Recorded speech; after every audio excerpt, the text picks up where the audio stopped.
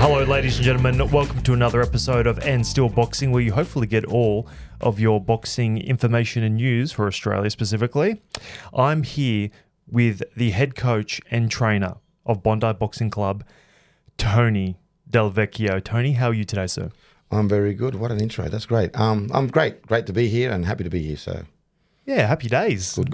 That's what we like to hear. Yes, sir. Yes. So, listen, you are the owner and the head coach, as we said just previously, of Bondi Boxing Club, a pretty vaunted boxing gym in Sydney and, to be honest, Australia. Can you give us a little bit of a background there? Because I don't think there's enough information out there flying around because, like, I don't know if people know, there's quite a few champions and big dogs, if you will, that come from that. Yeah, we've been fortunate enough to I guess, raise locally and internationally some pretty good boxers. And, I mean, it all started with me. I was doing this, I think, in its present form, as in not fully just with the club, but working and then doing, training in the afternoons and whatever else since about 2000. So it's been a little while, and it was basically work during the day and then train at night and in the gyms. And we started over at Bondi Junction. Mm-hmm. It was at the Fitness First up there in Spring Street, across the road from the East Leagues. I'm a South supporter, so that really hurts to say. So, we worked there, and basically we would get there at 3 or 4 in the afternoon, and then we'd carry on till about 7. And so, I started with the likes of, they're out there still, Rob Whaley, who's retired. I did Ian Schaffer there, Virgil Calicota from South Africa, who went on to fight Daniel Dawson twice, and a whole heap of other boxers. It got to a really good level. But that's where we started. After a while, we were there for a good 10, 13 years, thereabouts in between, because Fitness First just decided they wanted to change things. And we had a boxing ring there. It was the one for Mikel Kessler when he fought Mundine. That was his camp.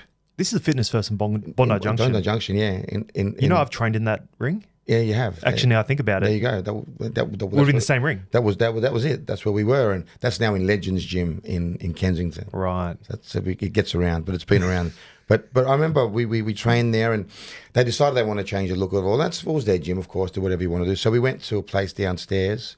It was a BJJ MMA type gym. We made a little ring. It was there for garage jiu-jitsu. We outgrew it in a month. Honestly, right. We outgrew it in a month. And then I think it got to a point, a couple of people said, look, you need to do this full time. And at that time, I actually read Johnny Lewis's book as well.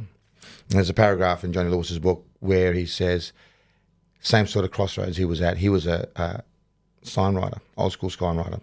Right. Yeah, and he says... Like he pilot? Sign writer as in... sign writer, yeah. Sign writer as in he did the signs and artistic and all that sort of stuff. And he was doing a great business, but he was also at one stage of his life where the boxing started getting in the way of work, or work in the way of boxing, vice versa, whatever. He said I had to give one up, and so he gave up work. and boxing. So I am now poor and destitute, and I blame Johnny Lewis for it. No, joking. But the same sort of thing. I said, look, I need to change. So we decided to find a place. So Bondi Boxing Club promptly moved to Waterloo in Sydney. Everybody gives me a hard time about it, but that's fine. So you're saying this is a lie? It's no longer Bondi Boxing Club? No, we're not in Bondi. We're in Redfern. We're in a city.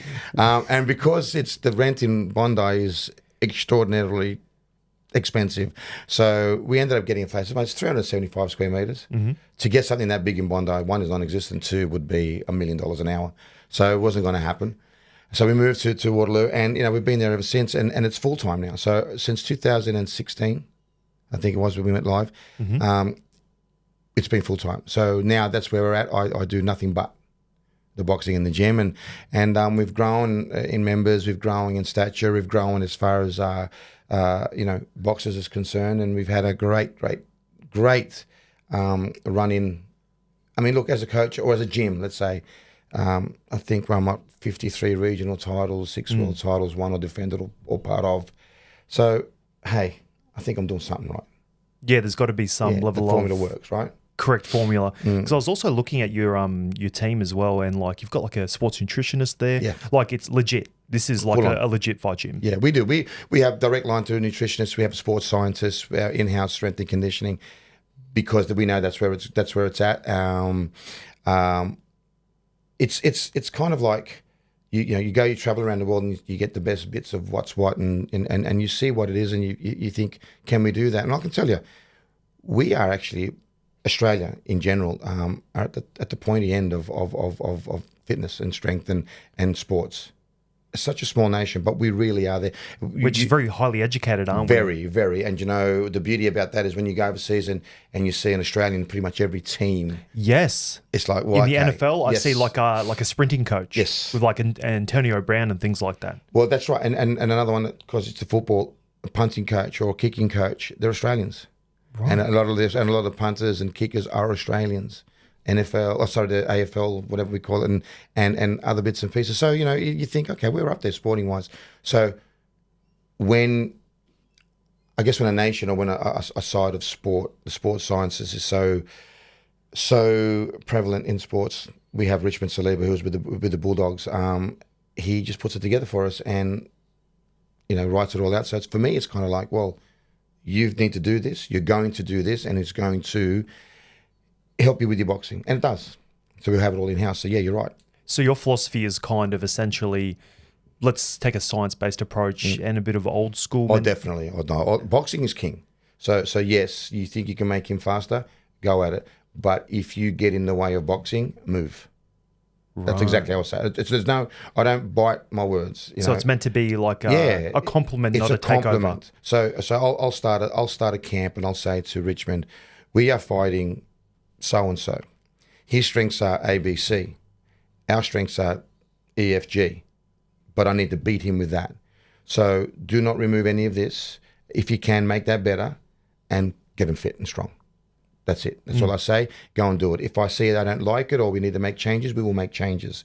But he's very good at basically putting together what I need to get done on his side of things. Yeah. The boxing is always key. Yeah. If he's in the way, get out the way. That's the way. Well, tell me, what's your approach, and again, like the philosophy essentially when you're training someone for a big fight? Like, just say they've got a 12-round defending a world title or something like that. Like, or what does that look like? For me, what I've done, look, we're not cookie cutter gym, so everybody is different. I think one of my fortes as a coach is the fact that if you come to me with something and it's inherently in your DNA, whether it's right or wrong, I can't whip it out of you. Okay, I now have to make that work better for you. So if you're throwing a body shot in your hands here, we'll throw your body shot that way, but get your hand here. We'll make adjustments, but I'll work with you. Because if it's in your DNA and you've come from another country, which I have had people come, such as Virgil, or you've come from another gym, because people change and move around and all that sort of stuff, you can't just say, okay, here we do this. No, here we do whatever it is you do better. So you complement whatever they're naturally good at. Whatever they walk in that door, you complement that. That's right. And so with that, you got a 12-round fight. I say to most of my boxers that are into 12-rounders, mainly the boys, because the girls only do 10, but it's a similar thing. It's the same thing for everybody, 6, 12, 8 rounds, right? So if you're doing a 12-round fight, I'm going to give you one week of training per round. So that's 12 weeks, okay? So 12 rounds, 12 weeks, that's your camp. But what I also require is if I know we're going to fight in 7, 18 weeks from now, whatever, which is probably what we like to do, give yourself some time, I want you for the first 2 weeks of a 14-week camp, go out and get some sort of measured amount of fitness. Do some road work, do this or that. Come in the gym, hit the bag. Don't expect me to be anywhere near you because you just get something done. Because I'm not going to waste my time with the first 2 weeks of a 12-week camp to get you fit, because then all of a sudden now we have a 10-week camp or an 8-week camp. You want to hit the ground running. We want to hit the ground running. So that's one thing. And then, rule of thumb, 1 week of training per round. So 12 weeks. Yeah. And in that 12 weeks, we get fitter, stronger, we game plan, we spar, we do everything in that 12 weeks. In the last week, we make the weight, and not hopefully, but 99 times out of 100, we get you ready on the day that you walk through those ropes and start your fight. Because you can peak a bit early and you can peak late. We don't do that. We make sure with the sports sciences, strength and conditioning, and whatever else, and nutrition, it all happens on the one time. Do you use any of these weight cut sort of experts? Look, we've tried in the past. For me, it's an individual thing. I think it's like, I could say for you to do a water load, which means in the last week, you're drinking 7 or 8 litres, 7 days out, and 6 on the 6th, 5 on the 5, so on and so forth. You're bringing it down. And that may work for you. Some people could think of nothing worse. Rather go out and jump in front of a bus. Yeah. So how do you deal with that? You can't water load. A lot of these guys that do the weight cut specialists. And what is a water load exactly? Well, it's basically you're drinking a lot of water in the last week or so to make your body think you're drowning, literally thinks you're drowning, and all it wants to do is get it out. So say you're weighing in on a Friday. Yeah. Thursday at about midday is pretty much where you're going to start going dry. No more drinking, no more eating, maybe a little bit earlier. So get rid of all the salt. All the salt. No, well, that's gone ages ago. But you're just so full of water that when you wake up in the morning and you need to lose anywhere, I like 1 to 2.5 kilos. Anything more than that starts to really irk me. It's like, why are you so? A lot of these other guys, the nutritionists, and say, oh, you can lose 5 kilos on a day if they're weighing. It's too much. So, we work it a little bit earlier. But to make it easy, because they're dry now. They've been dry. Their food intake has been diminished, somewhat, graded down over the times of training as the fight gets closer. And all of a sudden you're like, I need to get into a sauna or a bath. Some like either or, but you need to get hot. Yeah. And so if you're full of water. Start to perspirate. But if you're full of water, temperature comes up, it comes out of you because you've water loaded. It's too much. So all of a sudden, water weight is weight. It doesn't matter how the weight comes off. It's weight. Yeah. So why not make it water weight? A lot of my guys, unless they're really cutting hard for whatever reason, but the most of my guys and girls, what they get on the scales, they're still salivating. They look drawn out, but they're not dehydrated. That's the killer. I think the killer, you're right, is not so much the sort of dry, lean look, but it's when it's taking the water away from that protective layer of the brain. That's when you can cause concussion, deaths, etc. 100%. Well, the cerebral fluid is fluid. It's water. I mean, it's weight. But as you said, that's the last thing to come out. And when it does come out, it's painful. And to put it back in, I don't care who you are. Scientifically, it's fact. You can't push that water back into your body. No, it's not like a 24-hour thing. No. You can get drips and this and that, which is legal or not in certain states and countries. You can do all of that.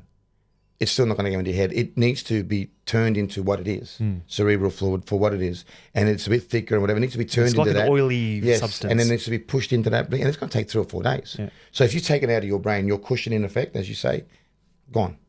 And you get hit, and an innocuous blow will knock you out. Yeah. Why? It's a switch off. Yeah. So, there's a lot of things.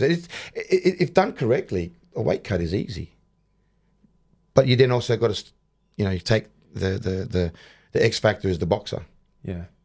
Are they stringent? Are they on point with their weight? Or do they there's a Mars bar, I really love one. What's one gone? One Mars bar is not going to hurt. Yeah. It really is. It hurts a lot. So, you got to understand what the X factor is, and that's them. But there's ways and things. But if you can get 2 to 2.5 kilos on the morning of a weigh-in, and you want to sauna that out, or maybe the day before, so you've really dried out, you probably lose 500 overnight. You get up, you got to have a 1.5 kilo sort of sweat in a bath or a towel or whatever. That's safe as. You get on the scales, you get off, you drink, you get the water in first, and you're good to go. Big feed afterwards? About 50 minutes after you get off the scales. Why? Because you're not hungry, you're thirsty. Right. And fact, your brain cannot tell you whether you're hungry or thirsty. It just tells you want. So when mum's like, you're not hungry, you're thirsty, she actually was right. Yeah. Take a glass of water and you might not be hungry again. It doesn't know the difference. Yeah. Just needs something. It just needs something. So let's get the water in. Plenty of salts, plenty of water, plenty of electrolytes. Why? Because, what do they say when you drink a lot of salts, especially the girls when they dieting, don't drink salt, it's a water retainer. Yeah. Well, that's what I want that now. Yeah, we want that now. I want you to retain the water. And I'll get them 3 or 4 bottles all mixed up with salts and electrolytes and Powerades and dirty carbohydrates. Dirty, but that's what we want. And I'll drink that, and then 50 minutes in, we'll eat. They won't eat much, but we'll order a big meal and say, now take that with you, because you'll be eating throughout the night and you'll be drinking throughout the night. And it doesn't matter what it is. The questions I ask in the morning is like, what color was your piss? What color was your wee? That's like, why are you asking that? Well, if I know it's clear, you're hydrated. Yeah. If it's still a little bit, tinges of yellow or whatever, well, you need to drink some more. Yeah. Because come fight night, you're about to have a 12-rounder in about 12 hours. You're going to lose some serious You're going to lose some serious amount of water. Let's start ahead. Yeah. Let's not hamstring ourselves now. Yeah. Get ready. Let's go for it. So it's a science. But it's something that I've been doing over 30 years. So you've got your own spin to it. Yeah. And it's one of those things where it's like, like emotionally intelligent, understanding your fighter and, dictating and titrating and making small adjustments to what would be best in this spot. Exactly. And, you work with them too because, look, I know I said it depends on the X factor, but I will say this. The majority of fighters, a good 90% of fighters, they take stock in what they do. They invest in themselves. It's a hard sport. Let me ask you this, actually. In between the fights, right? You got a fight here and just say in 6 months you're going to have another one. What do you do in that 6 months of, like, obviously they'll come to the gym sometimes, but are you like, hey, your weight's getting a bit up? Like, are you on to them like that? Most definitely. I mean, I had one kid back in the day that he fought at 69. Mm-hmm. Actually, I tell you, I fought at 63. Unbeknownst to me, he would blow out to almost 89. And I mean, and it's no joke. And he'd come in and I'm like, did you eat your firstborn child? Or what just happened? And so he would have to go back. What are you eating, brother? Yeah, well, exactly. And he'd have to go back and he'd have to do a pre-camp. A pre-camp. Pre-camp. Oh, that's exactly. And we had to follow him around because he would be the one that would go to a 7-Eleven store and... Was it professional or amateur? Professional. A very good professional too. I love him to death, but I'll divulge him later. Okay. But no, the thing is that he'd go to 7-Eleven and he would he'd buy 7 or 8 Mars bars and eat them, thinking I'll work harder tomorrow. Doesn't work that way. He would have a chocolate binge, and I'm like, because you hear stories about fighters, like even big ones. They're like, oh, Mike Tyson's like, oh, I blew out, like put on 45 pounds, and then he has to burn it off beforehand. Man, I was in. Mark's not going to kill me for this. I was in Brisbane for the UFC. Uh-huh. I had Saul Pelele fight, and Mark Hunt fought Bigfoot Silva, the first one. You were there. I was there. Oh. And we get a phone call. Mark's weight's over. I said, "What do you mean?" Because we're friends. He's a heavyweight. I said, but no, they still need the cut. Yeah, they had that upper the 240. Yeah. So he said, you need the cut. I said, so what do you mean? I just left him with Soa and he was fine. I said, I don't know. He got into the Kentucky Fried Chicken. I don't know if that's true, but I know he put on the weight. So Mark, forgive me. But we went back, and I just took a whole heap of sweet sweat, which is like a perspiration enhancer. Lathered him up, literally, garbage bag and a tracksuit and a table tennis table. And we played table tennis for 2 hours, and he lost all the weight. Table tennis. Unorthodox. Very, but it worked. And he's a very good table tennis player. Did you just get whooped? Oh, man, all of us. I mean, he was in a mission. And I tell you, that fight was one of the best fights I've ever seen in my life, only to then be discussed with the UFC later that they had allowed a performance-enhanced fighter in twice on Mark. It was him and Brock Lesnar, knowing it beforehand. It's very bad. Right. Yeah, it was known. It was known. They knew it. And they let us still go ahead. But that's another story for another time, I guess. But yeah, but that's the things you hear these horror stories. Yeah, they are true. They're true. Performance enhancing substances in combat sports is a known thing. Probably not as prevalent as people, like as the media may seem. But I mean, like you have I don't know, like Lucas Brown got popped, and Garcia's and things like that. Yeah, with Lucas, I know Lucas really well. I know his coach at the time very well as well. And I tell you, they were carrying their own bottles and stuff because there was a thing. And it's in Chechnya? In Chechnya. And people say, well, I'm not saying this was with Lucas's case at all. But it's the same one for Andy Ruiz, and it's the same one for Canelo Alvarez, and it was the same one for Oscar Valdez. Clenbuterol. Yes. And I said, well, why? I says, because it's a masking agent. Forget the fact that it's a shredder, because he didn't need it as a shredder. He's a heavyweight. So if you're saying that he's taking steroids and whatever, and he's taking clenbuterol to shred, well, why? He's a heavyweight. He can be whatever weight he wants. Yeah. But what they're saying, say for Andy Ruiz, it's a masking agent. So it masks. So if that's what they're saying, then, well, okay. And I've said, It is what it is. But I'll be honest with you. A lot of boys in our gym and I guess around the world, we think one and done. Get caught once, you're done. Yeah. In That's what it. regard? Like You're your done. reputations? No, you don't. You're not box no more. Yeah, right. No, but why? I mean, if and God forbid that that any of my boys ever get done, because it'll be the same thing. You're one and done. This sport is not. It's a combat sport. So if you're got this extra, enhancements that you shouldn't have, you could kill someone. Yeah. That's simple as that. Yeah. So there's just do the right thing, man. Is what it is. Yeah, keep it clean. Yeah. Yeah, right. We had Ted Kofi on. Do you know Ted? Well. Yeah, and he was saying, listen, I was over in LA training. We were having I was doing my thing. He says, always been a clean fighter.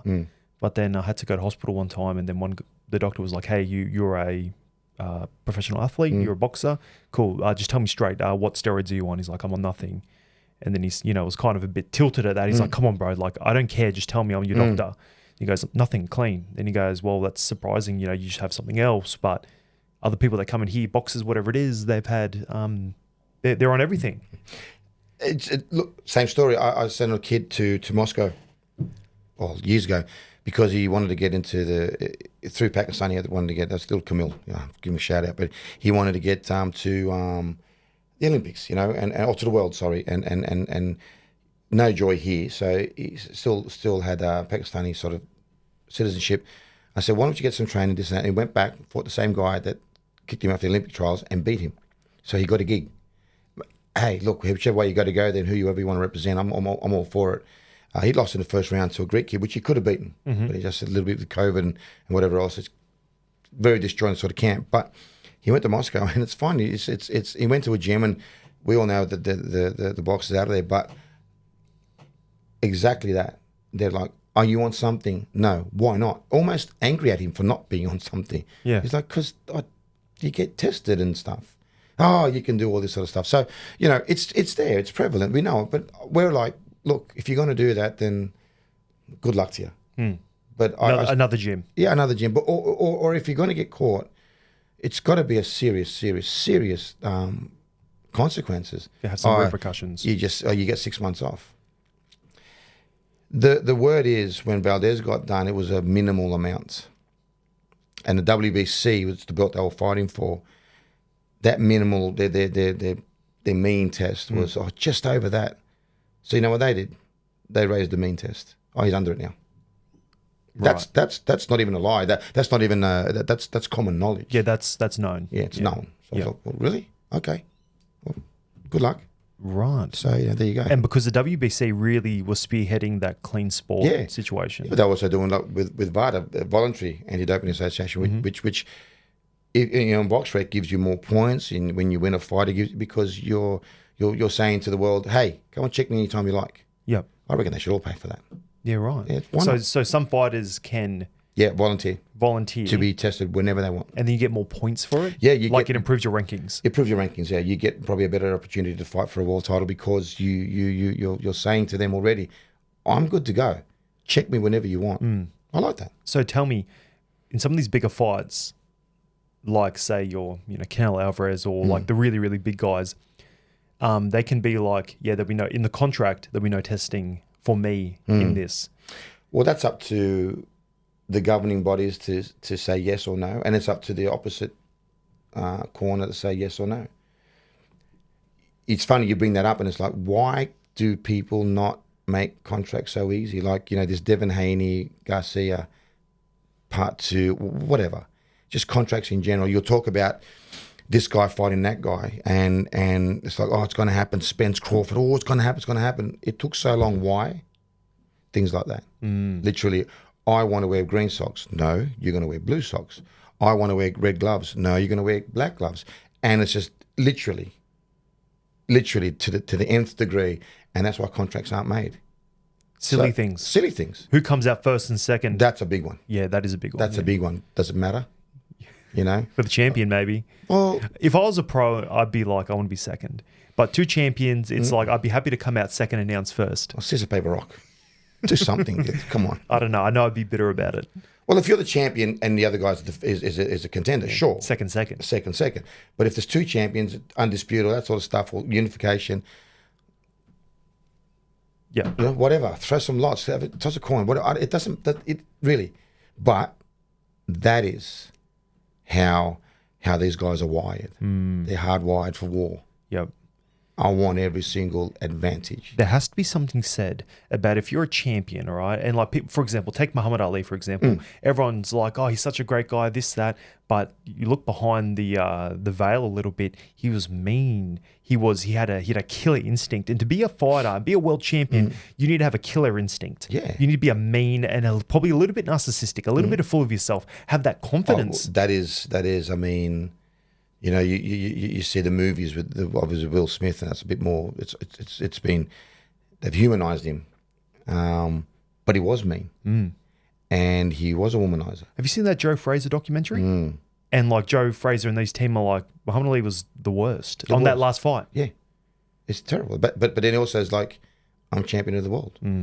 But he's also jaded what they did to him, I guess, politically, and everything else. You know, I remember that line. I watched. I mean, oh my God, I'm gonna give my way age, but I watched Rumble in the Jungle with my dad, black and white TV. Well, I remember. I don't remember it vividly, but I remember we watched a boxing match, and it was kind of famous because it was, you know, that's what it was, and after that, like, I mean, he was jaded because of the Vietnam War, and I remember saying that line. No Vietnamese person ever called me. Yeah. You know, the N-word. And well, yeah, you're right. So, but they just made him feel like, oh, you know, you're nothing. And I mean, when did they give him his gold medal back? At 88 Olympics? Yeah, a long time. Yeah. And well, what was that even for? You know, he's jaded, but he's mean, SOB. But you don't have to, any boxer I know is the same. When it's time, you can be best friends with a boxer. I'll tell you, I'll give you a story. Best friends with one of my boxers, right? And come weighing week, Yeah. I don't want to look at the prick. I mean, he has called me every single name under the sun, and I'm here the one that's wiping his ass when his shit falls sideways. I'm here the one that's tying his shoelaces. I'm the one that's wiping his drill when he's sparring. And yet but that's what you do because they are not in the best place. Yeah. But that's the type of person that you need to get in this sport. And I don't care what anyone says. Your smiles and all these smiles on the weigh-in day and on the cameras. That's all well and good. Believe me, They hate their lives. They don't want to be in their bodies. They've been through hell to get there. Yeah. This is what it is. Yeah, it is. It is. It's good sport. Oh, it's great. I love watching it. Well, there you go. Yeah. Now, listen, I feel like you are probably the best person, maybe globally, to answer a few of these questions that I have coming up. Okay, no, this is going to be good. Okay, no, really, I think you might be. You're probably in the most position, all right? The best position to answer that. So, on December 24th, we have Sam Goodman, Australia's own Sam Goodman, to fight Naoya Inoue. Now, for those at home who are unaware, that this man here has both trained TJ Doheny to fight Sam Goodman and Naoya Inoue. So you have the insight on both camps, both people, and fought them both. All right. So that is the best possible person to ask the question. Now, I want to ask you this first. What do you think? How do you assess Sam Goodman as a fighter? And going into this match. So we'll come back a bit. So with TJ, yes, 16-0 together. Training, you know, we got him the world title with Iwasa, but that was also done in Boston with Hector Bermudez. Yep. Okay, so as a co-chair there, Hector Bermudez is probably one of the best trainers coming through, and you know his life is sorted, so let him tell the story. But that's what we did. So we come through, and then we win the world title. We defend it against another Japanese kid in Madison Square Garden. We win that. Then we lose the title on a split to Danny Roman at Inglewood at the Forum, LA.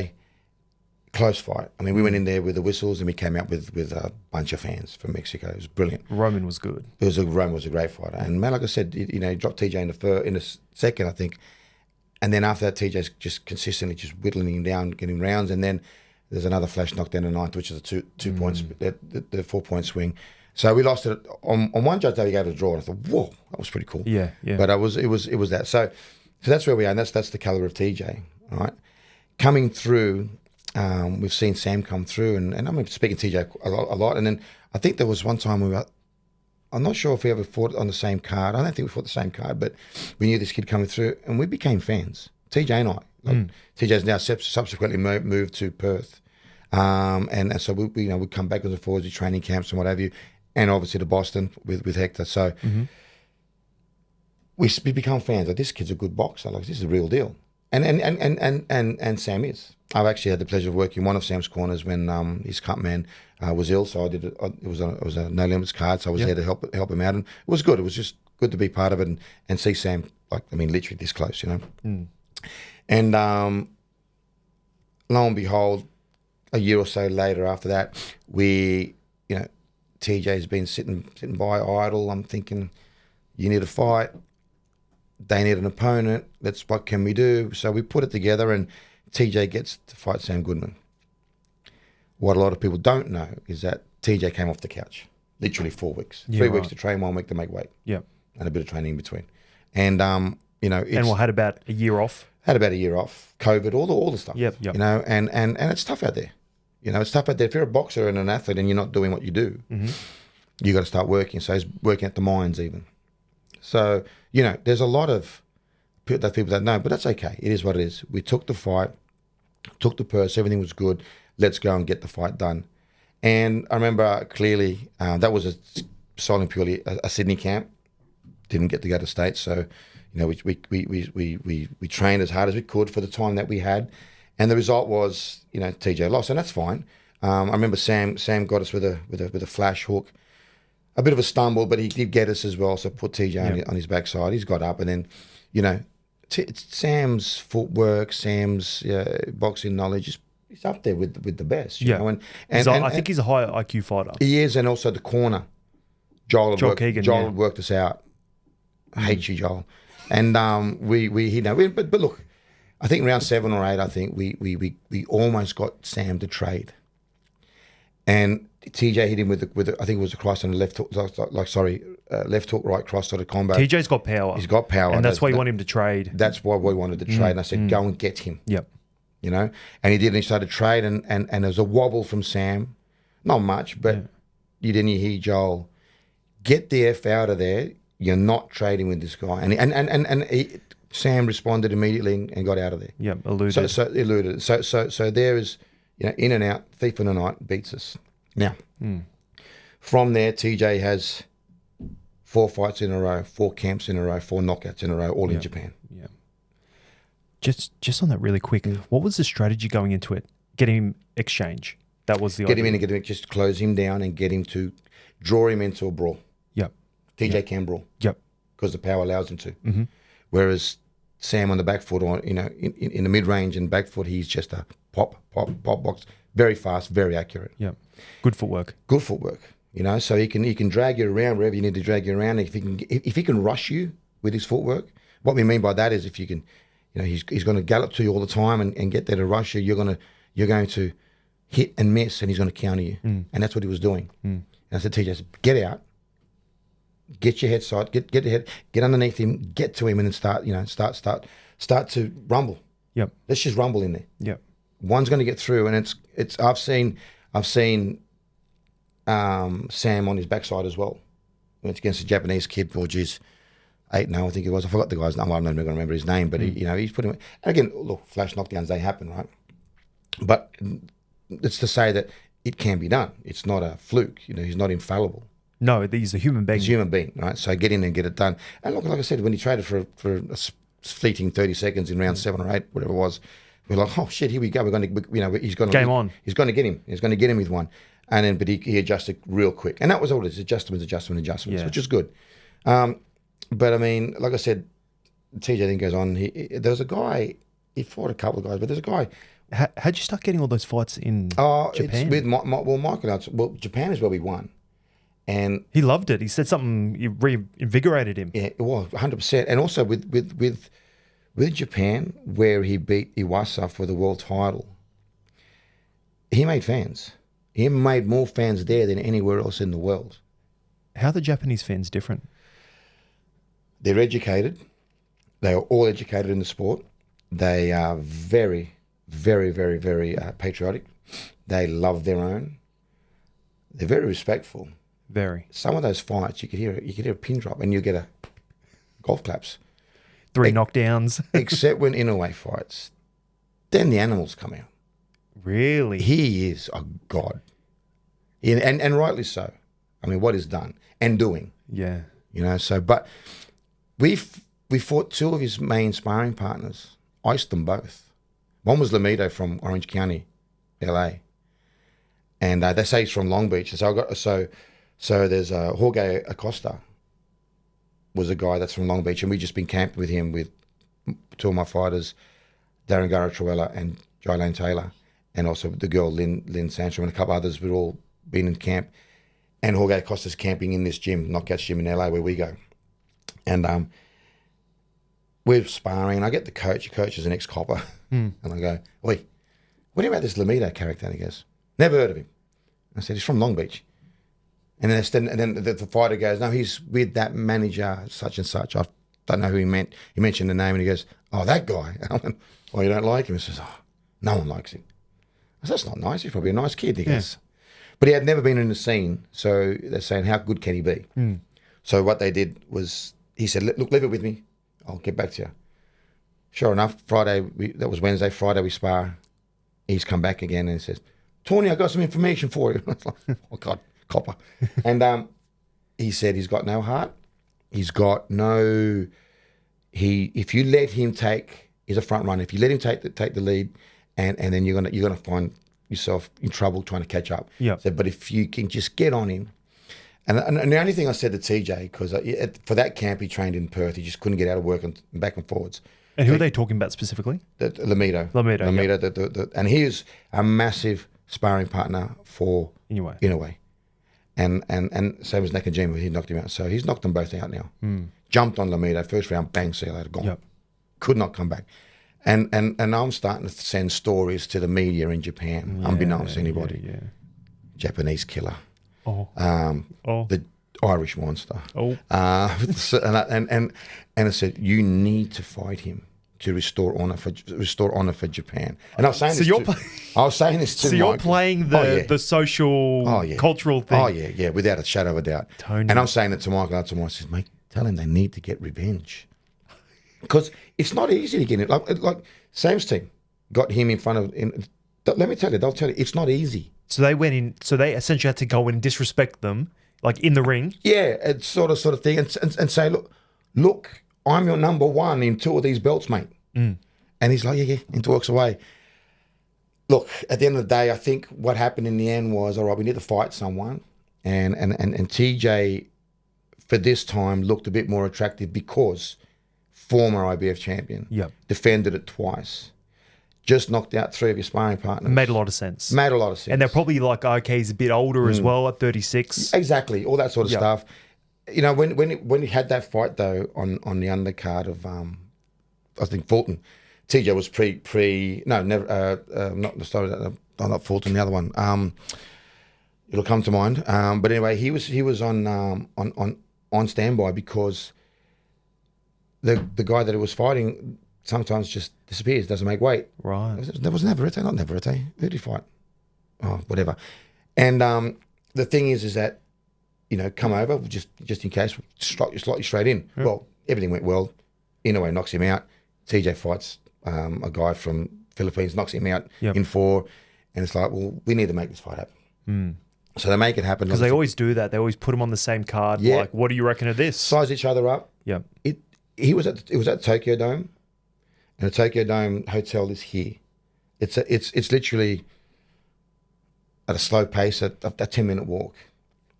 I called TJ, and he said it's taken me 1.5 hours to get from here to there because of the signings. Really? That's how much they love him, and he's a fan. They're fans of the sport, so he's a guy. So they wanted that.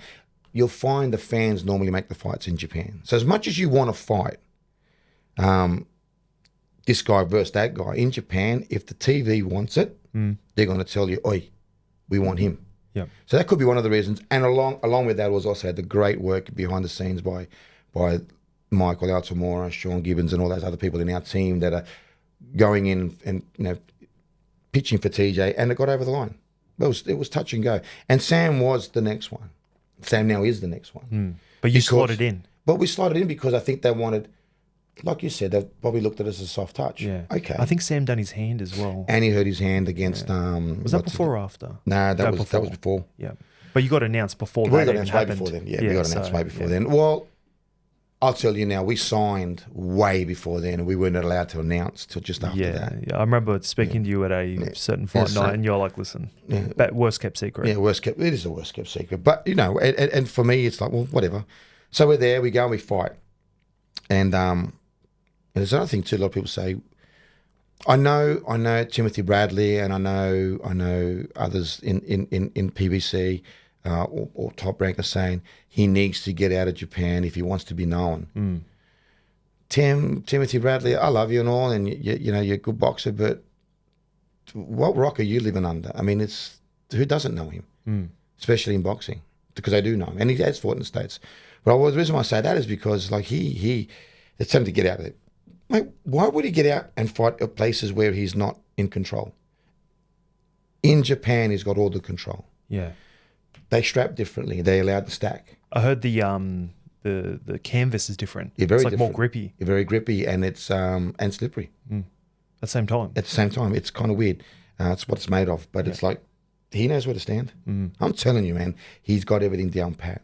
So we go and fight this guy. We're there. We sized him up. He's not huge. No, he's come up, 1 or 2 weight divisions. He's tiny. Yeah, he's so tiny. How'd you want to fight him? With TJ, you're like, okay, we're taking on a pound-for-pound champion, someone that you can argue in the top 3. He's the guy, all the belts, undisputed. TJ's on a bit of a roll. Bit older guy, but hey, still got power. Last thing to go is your power. Very much. What's strategically from a coaching perspective, how'd you take that on? Look, we straight away, I got on the phone, I spoke to Michael Altamora, and I said, how does he want to do this? He says he wants to go to the big guy. We call him the big guy because he's huge. No, love you, Hector. No, he wants to go to Boston. I said, that's music to my ears. So how do we make that happen?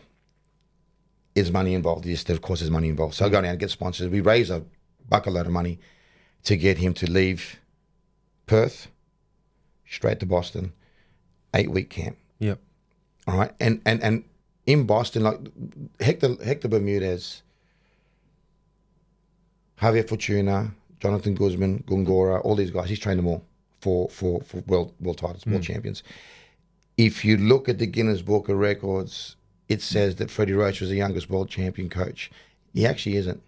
Hector was 19, and we're gonna just try to do something about this to see if we can change it, because it's documented. It's all there. With Vernon Phillips back in the day. So he's a very, very good master of coaching. He's a teacher, but also such a student of the sport. I mean, I learn every time I bring him. He's forever teaching me something. Sometimes I just ring to say hello, and he says, "You know what? You got to could you say hello?" But no, he's incredible. He's always on. Never he's always off. on, and so that's why we went there. So the game plan for us was real simple. Do not spar him with the kids in the gym because it'll deflate him. Because like you said, he's a little bit long in the teeth, and we don't need those miles. And also when you do sparring, make sure he's got guys that is going to lift him, because and then obviously quality guys, but are going, and they did. They worked with him, and so TJ was just in a great place, So the strategy was basically, you got to go with him. He's going to want to come in and bum rush, and the minute he does, you got to punch. And some of the things are like punch behind the ear. It's legal. All the old veteran tricks. Or everything. Yeah. Get up underneath him. You need southpaw. everything. We watched it. Inoue has fought, surprisingly, a lot of freaking southpaws. So if you go back and look at his record, because in our weight division, Mexicans and the Filipinos and stuff, they may be lefties, but they'll righties, but they'll go southpaw anyway. And that's a very Eastern European thing to do very as well. Much so. And it's like, why? But it works, So he's got a lot of southpaws that he's fought. He knows what to do. And I don't know if you watch the fight, if you watch it back, I mean, for the first 6 rounds. Hey, we did a post-fight review of it. The first 6 rounds, you come in a box. And it's like, what's going on here? Unorthodox. You could see he was actually way bigger in the back. He was physically bigger than this man. We did. And he was like, hey, popping out that jab, awkward, making in your way, sort of like, you know, what's going on here? And that's exactly what it was. It was like, you're going to have to be the bull. But the minute he comes inside here, I remember, I think it was round 3 or 4, TJ's hit him with a left, straight, and then he's also going to hit him with a right hook, and his face changed. He heard him. Yeah. Mike was sitting there. I'm on the stairs. Hey, a few cracks in the arm. Yes, cracks in the arm. It was hurting. He hurt him, and we could see it. Round 6, I remember if you saw round 6, there's a couple of good body blows, which he's good at doing. But it's more about, obviously, you're playing football. You hit the head of the hip, just the top of the hip. Iliac crest. Exactly. And it just goes dead. For some for days, some for minutes. Just depends. It just goes dead. And he got him. And I remember Hector said the words very simply. He said, it's that 3-punch combo when he was against the rope. Was that it? That's it. Yeah. And so Hector goes, I'm not going to watch you getting hit like that again. It's round 7. Yeah. You're going to have to go for it. Mm-hmm. He just like, you're sweet. He goes to stand up. He shakes his leg, I think, from memory. And then he goes to move, and it's kind of like drop foot. Yep.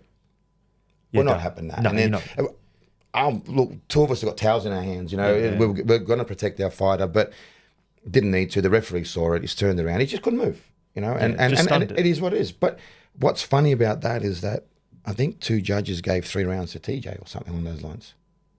You know, right. At that point, I don't remember someone saying we won some rounds, and I said, of course we did. And the respect was there.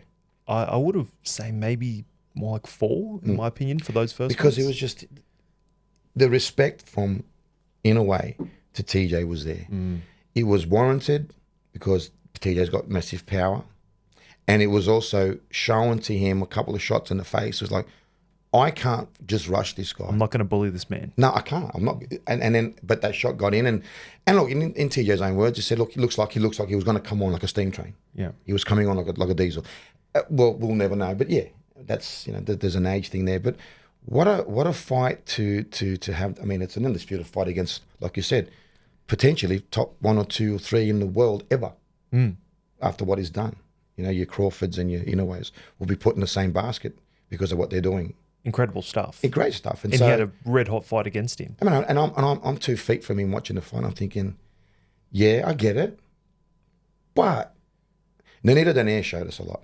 Yeah. Nonito Donaire showed us a lot about Inoue. So, you know, chinks in the armor. But then again, then you look at this. Having been in Japan, I think that was my 9th time for fights. Japanese specialist. K1 and all that sort of stuff. But having gone to Japan, you got to understand there's no quit in them. It's culturally, and I think even, you know, just that samurai sort of spirit. There's no quit in them. They have to be told to quit by the referee. They won't quit. So, you know, he would have come in and God knows what could have happened, whatever. We'll never know. Fast forward to 24th of December or 21st, whatever it is, for Sam Goodman. I will say this. A lot of guys with good footwork have fought Inoue. So he knows what footwork is. A lot of guys with speed and punches have fought Inoue. So he knows what speed and punches look like. And a lot of guys with serious power have fought TJ, and Inoue, and he's gone and done what he's needed to do with them. If you don't have the power to keep him at bay, if you don't have the serious blunt force trauma to keep him at bay, he will walk you down, and he'll wear a shot or 2 because he does not care. But then once he's got you where he wants you, you know, it could be quite detrimental to you. So, Sam, get on your bike, son. Pick him off. If that's what you got to do. And hopefully, you know, as good as, and I'm an Aussie and I'm supporting the Aussies, you know, hopefully Sam can maybe pick him off and outscore him. And on that too, the judges giving him the types of judges that will allow that to be, you know, a positive thing. Some judges like, nah. You got very stoic judges over there. You know, they want combat? They want combat. Draw a line in the sand and just go. Yeah. Yeah, no, don't do that. Try not to do that. No, that's how you're going to get knocked down. That's how you're going to lose. Jason Maloney. Yeah. You know, was doing okay-ish. He was, you know, coming on, and then that, I'm going to sit here and just see what I can. I mean, that knockout was devastating. It was. You know, and hard to watch. So, you know, there's so many levels to this kid, in a way. So I don't think we've seen it all. I don't think we've seen enough. I think if he goes into a heavier weight division, we might see, I think, more power. I know it sounds crazy because he looks small, but Japanese. Yeah, there's no quit. He's got, like, when you see him, like, he doesn't have a big frame, not a very big guy at all. I shook his hand when after I did the gloves, yeah. And I'll tell you a story about when he got wrapped up with his hands. His father and I had a bit of a altercation. I'll tell you that in a bit. But when I did shake his hand, he was dense. And when he was sitting down, getting his hands wrapped, I went, oh, good luck. Hit his leg on purpose. He was solid.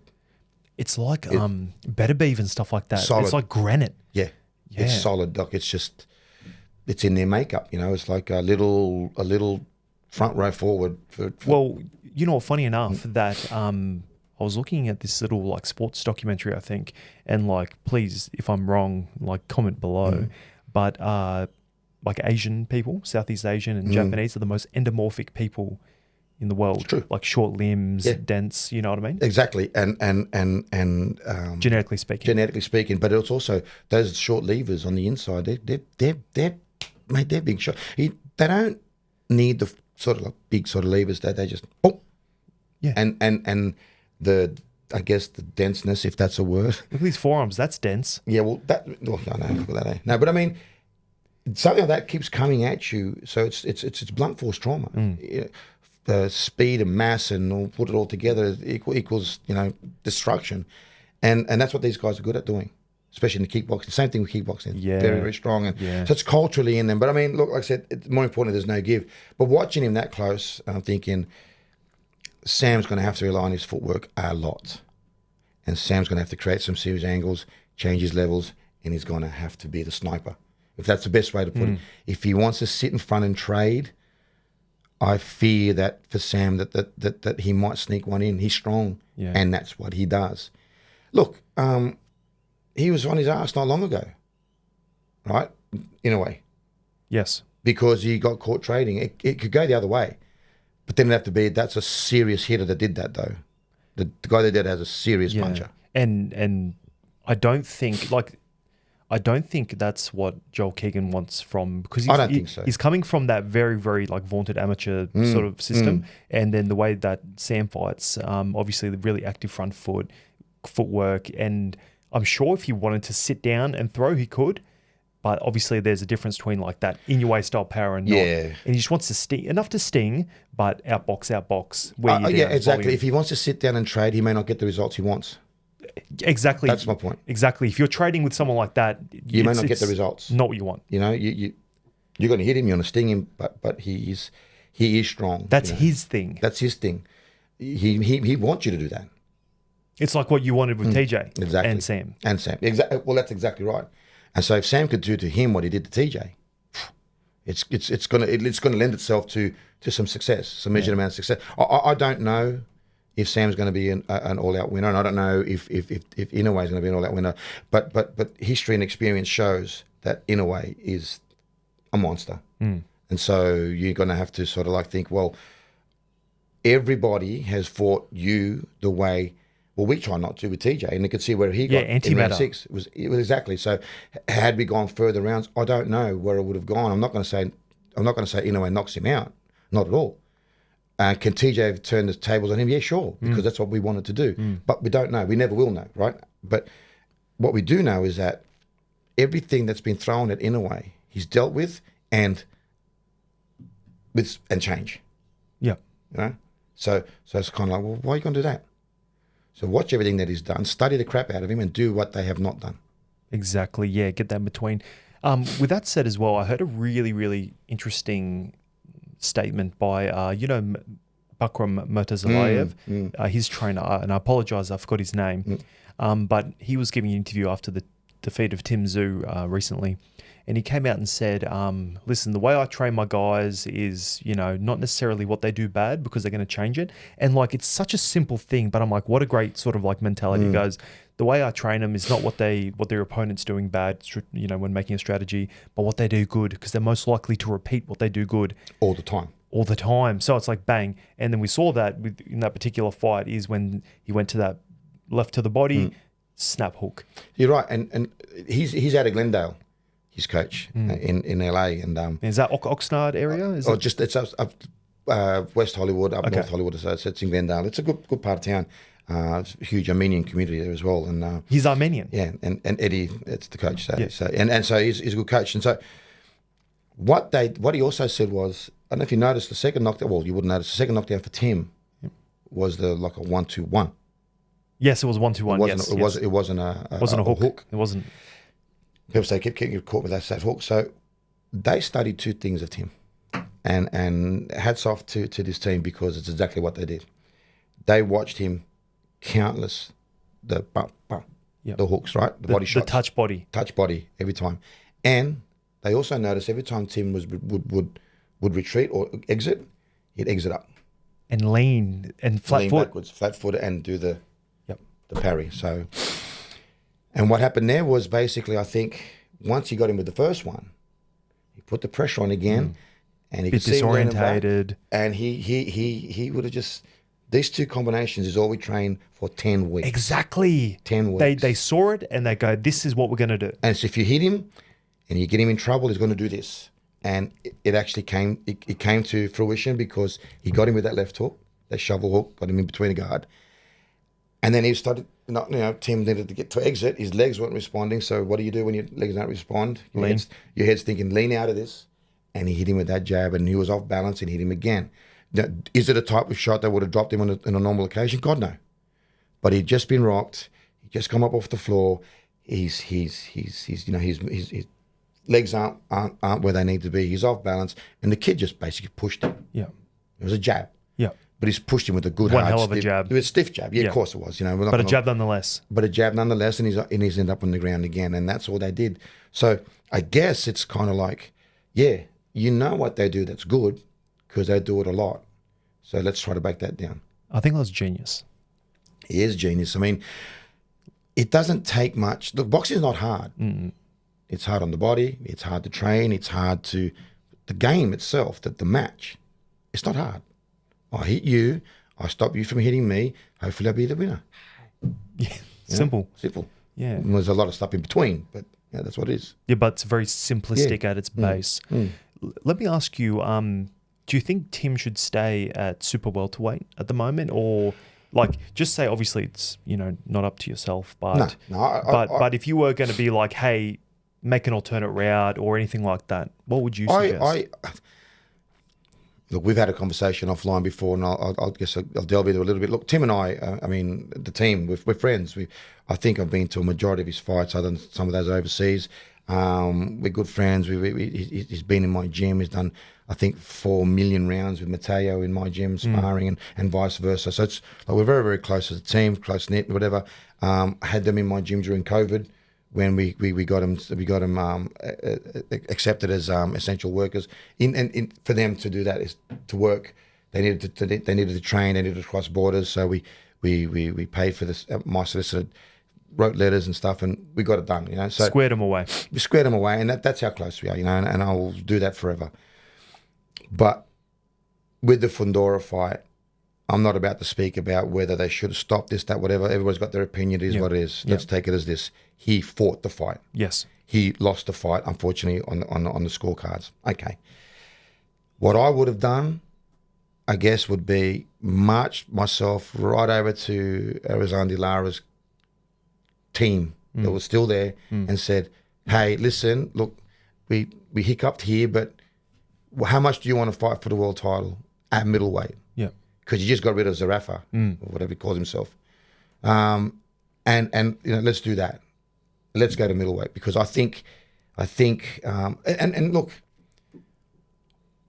just knowing him the way that I do, I think he'd do well at middleweight. Like his body would respond well to it. His body would respond. He could train a little bit higher, get a bit more strength, and he would respond to it, because he does come out of fights, gets a bit bigger, so maybe he can respond to it.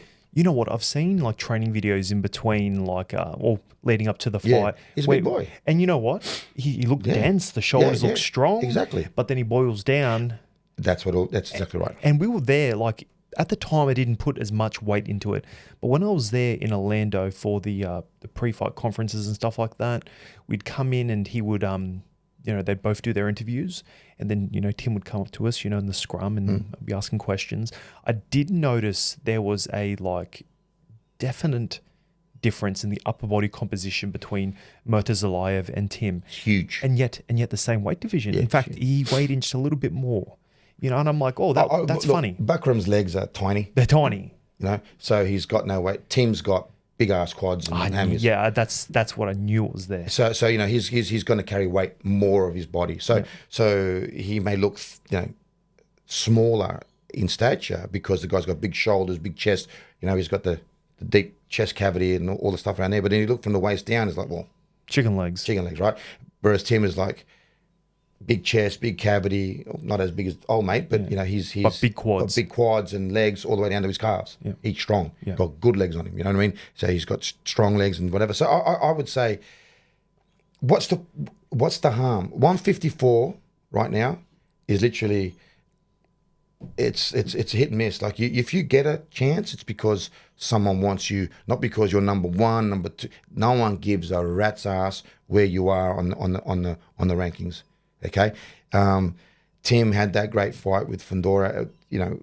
It's kind of like, let's give him a crack. People say he got found out with Bakram. Well, you don't know what's led to that. Let's leave that one go. We know the results. He got beaten. It is what it is. What do we do now? I would love to say to Tim, look, mate, get to middleweight. There's a certain guy in Australia called Zarafa who's got some things that could help you at middleweight. Nice domestic fight. No rush.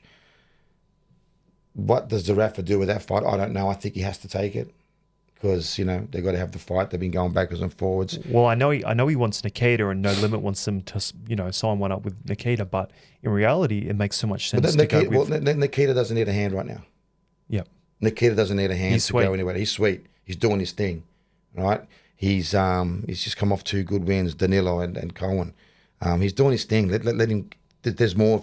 There's others you can do for him that you can get or fight over there on one of Tim's undercards. But right now, I think to not rebuild his career, but to give Tim some sort of pivot point. Yeah, just to say, like, okay, look, fight Zarafa.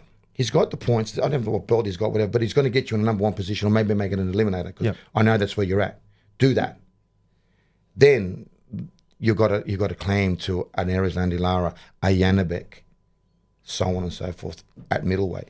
How do you reckon he goes against Janabek? I think he stops Janabek. It's the styles make fights. Look, man, I think what he... That's a bold statement. It is. Look, I've seen him spar, man. I'm telling you. Hey, man, you're the one to... You're the coach. I'm just a guy. No, but I mean, look, at the end of the day, I've seen what he does in the ring. He got caught out. They got the right plan. One snuck in. He just did not recover. Okay? Is the cut too heavy? Is this? I don't know. But let's just say Lara is 41 years old. Do you take him lightly? No. Janabek is a young gun coming through. He's strong as. Yeah, he is. He really is. Did you watch the fight live here? I did. I wasn't live because I was in Cancun, but I watched it. I mean, it was a... I don't know why it went more than 3 rounds. You know what? I happened to be there at that fight, and he was like toying with him. Yeah, I think he had a year off. I think he wanted to get a bit of rust off, get a bit of, whatever out there. No, I get it. He played with him, man. And I'm like, this is embarrassing. But that's just like it's levels to experience-wise. Like Mikhailovich, for me, shouldn't have been there. But from this area, you can get yourself in a position where, you're forcing their hand. Mm-hmm. And I know he was meant to have an eliminator for that fight. But that fell down while he was in the States. So Daryl Peoples turned around and said, "Well, you know what? Fuck it. You fight for the world title. Don't worry about he's let you down. The number 1 contender's out. He's gone. You're it. You fight for it. No Limits put it together. They did it there at the casino, and you saw the results. We're all being foul of that. It's an easy way to get a world ranking in this region. I guess the reason why I go overseas a lot with my fighters now is because I'd never want to have that happen again. And it's never happened to me, really. They need that world-class We need that world-class experience. And so if you're going to be a number 10 in the world with a WBA, for instance, fine, that's great. Let's go to America and let's spar some of these guys that are, in that ranking, in the mix, and let's just see what it really looks like. What it is to be number 10 in the world. I mean, do you have it? And that's very smart. It's been an eye opener for me and for my boys and boys and girls. It's been results driven. We've got results from it. We've gone over there and. So you're saying you have to leave Australia? God, yeah. You don't have to leave Australia to live or whatever. If you want to go that extra mile, okay, fine. Also, I mean, Mateo did that. And went from here to LA, then LA to Orlando. And he's doing it that way, and that's fine. It's also, I mean, if his life's sort of in a position where he can do that. Some kids can't leave here because they've got family and whatever else. Commitments. But you can do it from here. You know what's funny is I say, speaking to Billy Hussein years ago, I said, I'd love to get to the States. And another good coach. And he's the reason why I'm doing this at the moment and going backwards and forwards is because he did it for a while, and it's kind of like, how much better are they? And his exact words were, they're not. We are just as good. And it may sound arrogant coming from another coach from Australia, but I'll tell you this, we are just as good. What they have is a plethora of boxers, good boxers. Yeah. There's 300 million of them, so there's a lot of people to choose from. Exactly. And a lot of good ones to choose from. So they go, and they can go ahead and win world titles. It's great. You're so right. Like, it's a numbers game. Like 1 in 1,000, say people become boxers. 1 in, say, 5,000. Exactly. Just say. So yeah. And then numbers wise, they're going to have like, say, 600-700 boxers. We're going to have 80. You know what I mean? The best way I can That's probably like the worst maths, though. The best way I can do is, if you're in a crowd and you throw a stone in a crowd in America, you're very likely with one stone you can hit a boxer. Right? You're right. That's how good they are. That's how many there are. In Australia, I've got a handful of stones in a crowd. And if I throw the hand, I'm maybe lucky enough to hit a boxer-sized person. Okay? So that's how rarefied it is here. But if you manage to make a world champion from this country, what does that say for you as a coach? Build different. All right. So when it comes to I guess the standard of coaching over there, it's business. In, out, this, that, whatever. No, he's a good friend of mine. No. There's none of that. It's just Freddie Roach, revolving door. World champion after world champion after world champion after world champion. Mm-hmm. Hey, they go to him trained. Yeah. Or they go to him as world champions. Yeah. And then he'll go and defend the title with them and say he's won a world title. And he has. I love Freddie. Spent a lot of time when we were over there together. But the work hasn't been done. The 10 years of developing hasn't been done. And that's what it's about. So it's kind of like, well, I can do that. I mean, if you get the best world champion and comes to Bondi Boxing Club and says, I want to train with you, and then we fight and he wins a world title, is that down to me? No. I'll be an idiot if I said so, but I will take it. I'll take the world champion. If I did a 10 if they walk in your front door. If they walk in the front door and we do a 10-week camp and I'm the one in the corner that says, you just won a world title with your boxer. Yes, I did. Yes, sir. But he did come to me trained, and I'm an idiot. I mean, I'll be an idiot if I claim all that. Yeah, and that's those right. that do are idiots, and I'll leave it at that. Yeah. But it's for me, it's like boxing is boxing. It's a simple game. We're there. We are there. Going overseas just we're in a renaissance, aren't we? We are. I think so. But it also going overseas, like I was saying, it for me, it's. You're just testing your mettle against the best.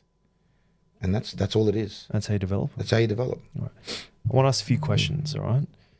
Who is your top 5 Australian pound for pound right now? Both male, female, mixed into one. Mixed into one? Mm-hmm. And you can have a few more bonus ones if you can't split them. Mm-hmm. Number 1 would have to be Liam Parra, because he fought an absolute incredible fight. Hey, I love that fight. To beat one of my favourite fighters. You really like Subriel Matias? I do, because the way he fights, he got, before Liam, he had 5 guys quit on the stool. Yeah. That's a record. Yeah, we did. I did a breakdown and I was like, this guy is just a beast right now. So and what pressure, Liam Parra did. Oh, man, monster. And if you want to see Tony, you know how stressed I was round 6, 7, 8? I'm like, come on, Liam, get going. Don't stop. You're winning. Well, I was watching that fight with obviously like everybody with some fans, and then I'm sweating like I am now. Yeah.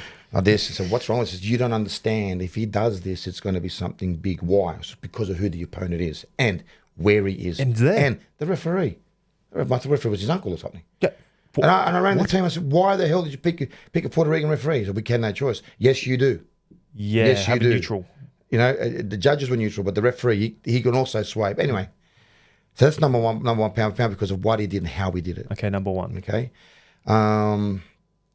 George Kambosos. Number 2?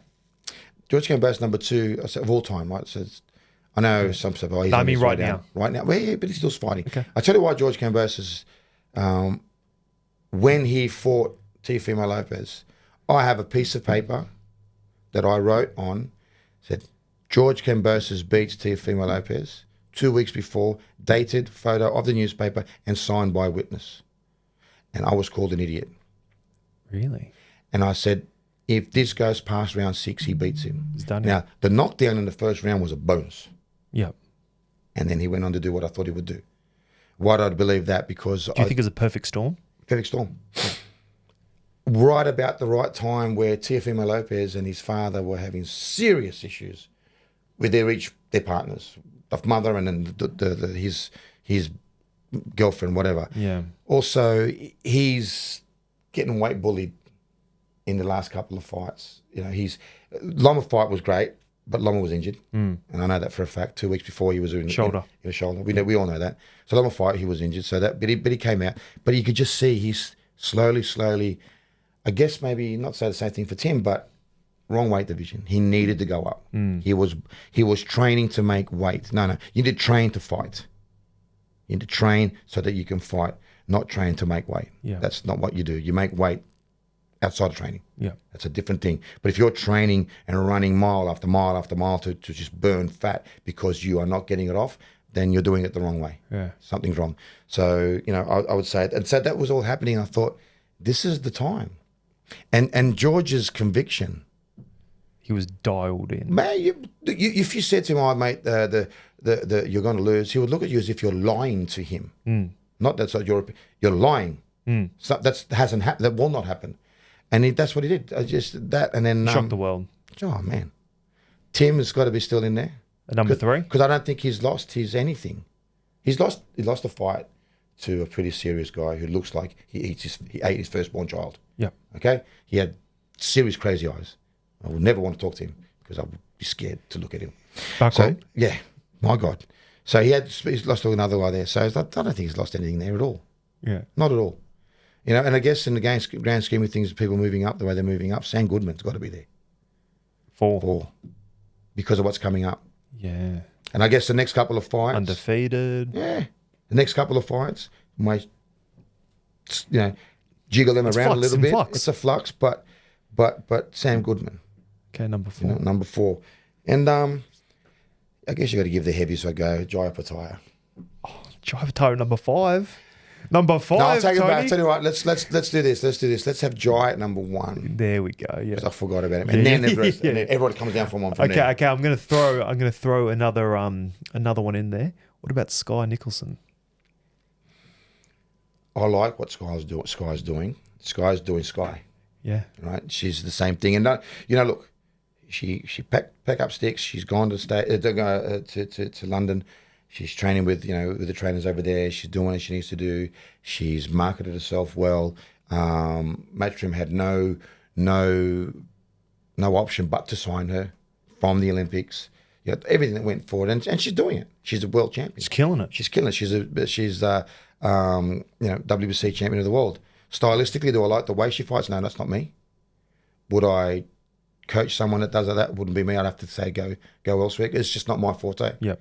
Because she still does have that amateur sort of like check, hook out, this and that. People call it running. I call it thick for the night. Yeah, proper boxing, long. Touch and go, touch and go. As I said to you, I hit you. Once you've got your timing, you're done. Yeah, I hit you and then I make you not hit me, I win. That's boxing. Later, older Floyd Mayweather. Love it or hate it, but she's winning and she's a world champion. I know the girl that's calling her out, I thought it's her name, Tiana, whatever it is, from Tampa. Yes. She's an animal. Yes. She is an animal. But still, in saying that, I think Sky is gonna be slick enough to maybe not let her. If look, there was one girl that Sky fought. The name escapes me. I'm bad because I should know it. But it was a girl and she had nothing but forward pressure. It was in New York. It was in Madison Square Garden. Sky won, obviously, that day. But I tell you what, this girl made it hard for her. And if anybody's out there watching and is looking how to beat Sky, it'd be that. But you'd have to get unfortunately, the girl that fought us kind of ran out of puff towards the end. But had she been able to continue that dogged pressure, I think that style goes by the wayside. It was cornering, it was cutting off, it was getting on the ropes, keeping her there. She'd go to check and she'd grab us and nah, bitch, she'd come back here and away we go, and that's what it was. But like I said, towards the end, Sky she got a range and the girl must have tired. Once she gets her range on you, then she's got so fit, young, pick and go, killing it. Her legs are good, she's left and right. It's not a problem. Yeah, they got to go well. Yeah, they've got to go well. All right, so that's and where does she rank in that?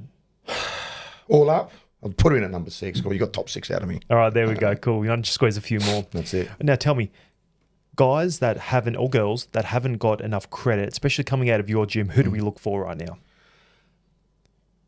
Lane Taylor, Oceania champion, won it against the Bangladeshi kid 9-1, stopped him in 3.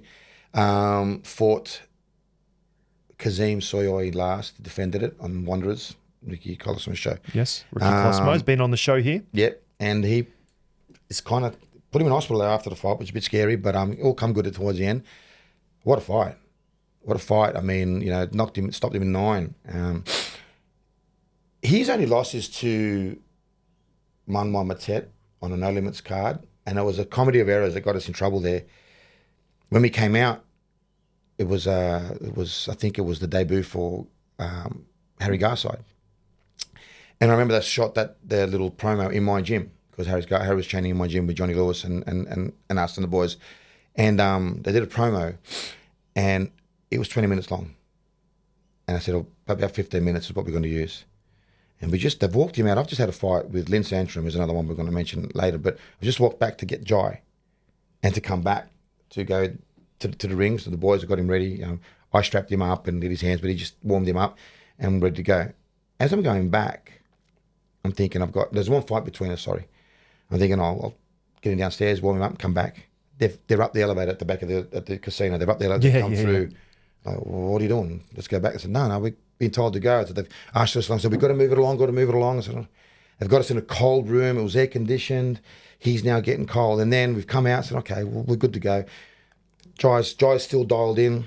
And then it's like, oh, hold on, we're going to do the Harry Garside promo. I said, for the love of God, that's going to be 20 minutes. Yeah. He's now gone cold. Yeah. I don't know how to warm him up because we're still in the wings waiting. Then Manwa walks out, takes him 5 hours and a half to get down there, his little dance and whatever else. Yeah. And I've noticed to the corner of my eye, his gloves, he's got a pair of Everlast on. But there's a yellow E here. He's got the Everlast Elites, which are the horsehair, good glove. They've put us in power locks, Everlast power locks. With the foam. With the foam. So if anybody here is going to benefit out of those gloves, it's him. I said, so I get down there. We finally get in there. He's still cold. And I walk straight over to the referee, Will Sulos. I go, Will, his gloves are different to mine. We haven't been approved to change any gloves. This is still when the New South Wales Commission said you can't have separate gloves. They've got to be all the same. Mm-hmm. And I said, I want the same gloves.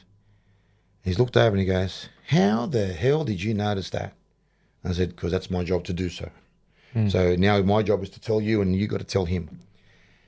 And so there's a thing about the gloves, 20 minutes to put the gloves together.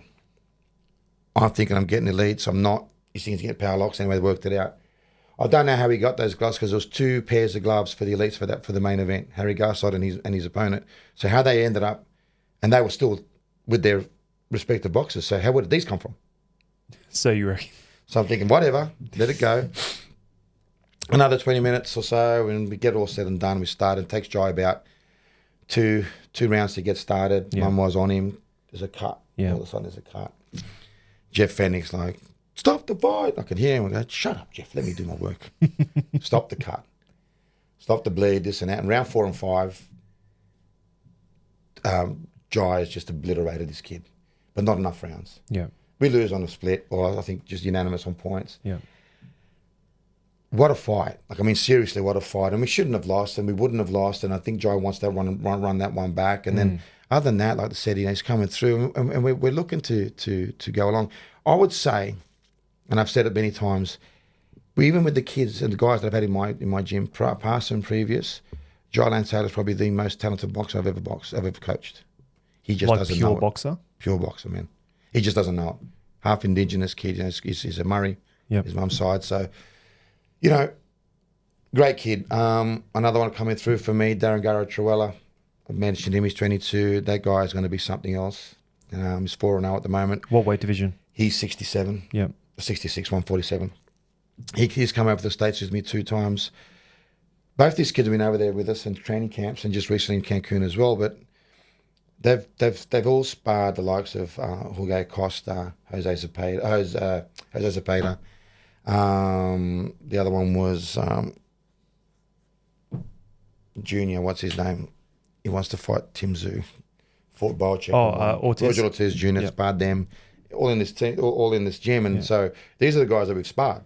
So I know what they're capable of doing. Is Ortiz a beast in the He's gym? a beast. He's a beast. His father's mad, but he's good. I like them all. They're good. Yeah. They're good friends.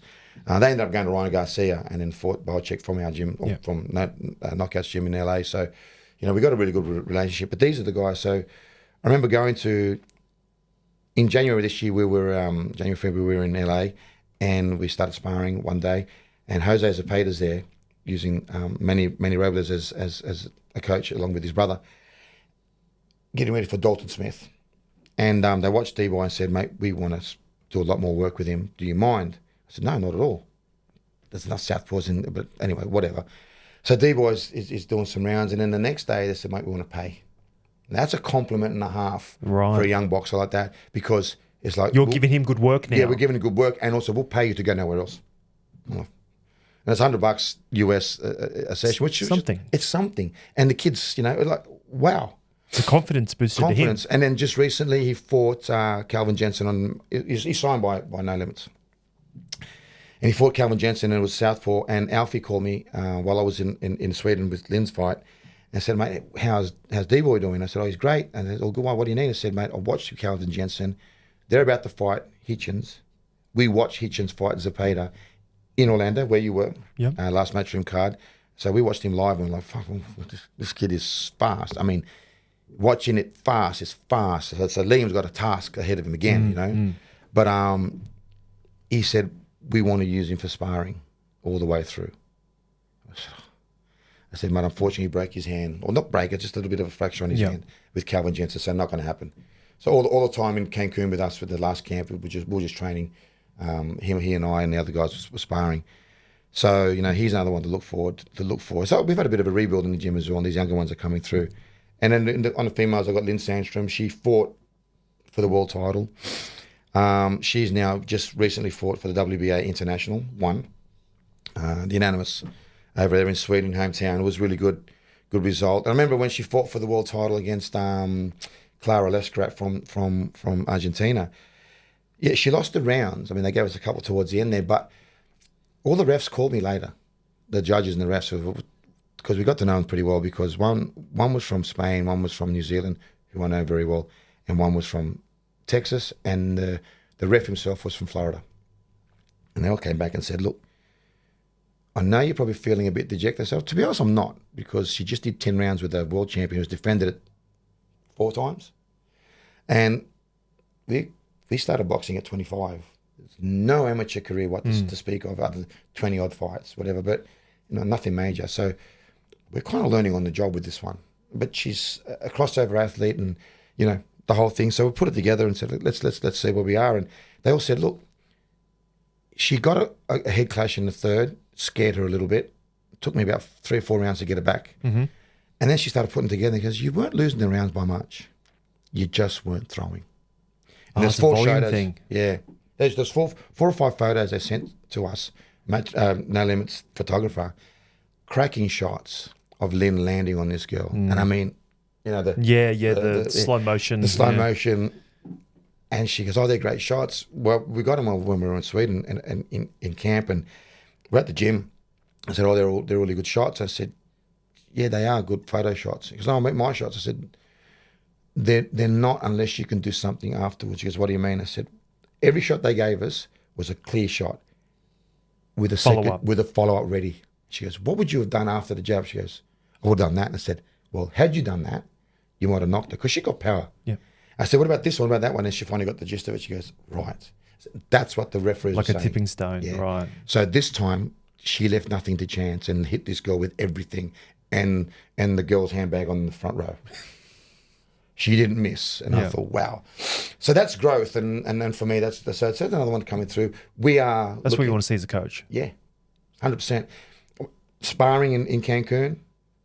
Oh, you took her over? Yeah, took her over to Cancun. She sparred 2 world champions over there, and they were seriously teaching her a lesson every single spar. And I mean, I was swearing at her in the spar.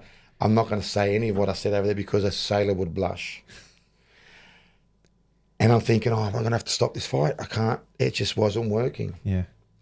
And so, you know, can't do it. This is going to be a waste of money and time. And no, we'll just go back home from here. The very last day, she sparred Pao. I can't pronounce her name, but she's a very good girl. She's fighting for a world title this weekend. And we sparred her, and I said, boxing gods, if you're there, please show me something different. Well, wouldn't you know? Give me a flash. She beat the living crap out of this girl. Really? It was the heat. It killed us. Really? So it was a bit of an adjustment period. And it was an adjustment period. And the last day, I'm like, thank you. And so we put it together, and we went on to win, obviously. Alhamdulillah. More or less. But that's you know, what we got to deal with. So yeah, 2 things. What you said before was like, where do we do it? Well, we got to go overseas. You need to get the experience overseas, and that's what we're doing. And what are the ones coming through? Well, these are the ones coming through. But my main one at the moment now that I'm really was focusing on is Mirko Pizzi. He's Italian kid that we have. He's fighting Alan Villanueva on December the 6th for the WBA Shania. We've already, I mean, look, we're not putting the cart before the horse. We know it's not always the best to do, but we're also locked in Marco Romeo from North Narrabeen for March next year. And what's going on in Narrabeen right now? Because Matteo Tapia, this guy, is there? What's with Narrabeen? It sits in the water. I'm not sure. I'm not sure, but he's from out that way, and I think the Northern Beaches are probably making tougher fighters than Western Sydney right now. Controversial. You may not want to go pass out the door and say that. We'll cut that. We'll cut that right out of there. Yeah. No, but I mean, Marco Romeo, he's called us out a couple of times.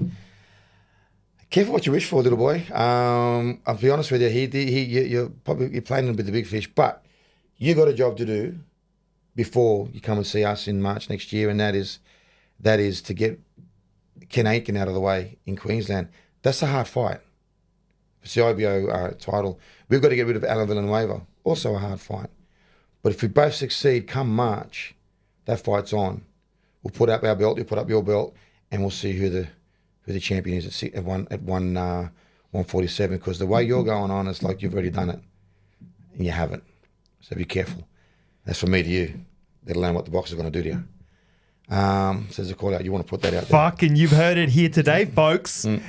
So that's that one, and so we're really, really on board with that one. So we're looking to get Mirko on his way. So once we do that, and again, not putting no cart before no horse, we're just going to play as it is, because every fight is every fight. But there's another gentleman, Malia, we'd love to get fight with in Australia. But if not, the WBA have just released the WBA Mediterranean. Well, he's Italian, and you're not going to get more Mediterranean in Italy. So we're looking to go down that road as well. So we've got a lot going on. Yeah, good stuff. Ralph Etienne, French from Haiti. I call him fake French. Well, he's not from France. But he's in Paris, but he's not from France. Frenchy. He's Haiti, yeah. He's on a bit of a tear up. He's 3-1. He had a hard fight against Kira Rushton up in Queensland, but he he's good. So we got a good real camp, and we're looking to put something together for him, hopefully for December this year before we all end up. So, mate, we're busy, and I've got a good crop of fighters coming through. So yeah, stay tuned. The new generation of Australian fighters. Exactly. A new generation for look, all my other boxers. My nephew Mickey Pengu, WBC champion. He retired. He's now one of my coaches. Luke Southern, he's also retired, also another of my coaches. They together have joined Next Gen Promotions. I said I would give them a shout out. So Next Gen Boxing Promotions, amateur boxing. So that's really good. Out of Bondi Boxing Club. Yep. They've all retired. They're all doing their thing. They're all my coaches. Virgil Calicote is one of my coaches, one of my cornermen. So these are new kids coming through, and I'll be honest with you, I'm really excited because they're good. I'm excited because we've got a pathway. I'm excited because we're in a situation in a time where we can travel. All these guys have been overseas for many weeks and months or whatever, learning their craft. We have, I think, we've developed as a club. Me definitely as a coach. I've learned a lot of good things from other coaches in America, in Japan, in Mexico. I'm serious, like a lot. And you're bringing that back to Australia. I'm bringing it all back to Australia. That's perfect. That's it. So that's what we're doing. So. Well, that's great. Well, I cannot wait to see these fighters, new generation of fighters in Australia, and hopefully going to snatch some world titles again. And we're in that renaissance right now of Australian fighters, and it really got kicked off by George Kambosos. Yes, he did. He really did. Hats off to him, man. That was awesome. And that was a tipping stone. Yep. And not to cut you off, but Tim Tsyzu, Nikita Tszyu, all these guys, they're all there. It's him. Let's not discount them. Oh, he had a loss. Whatever. He's on the world stage. Carry on. He's still killing it. He's still killing it. Yeah, 100%.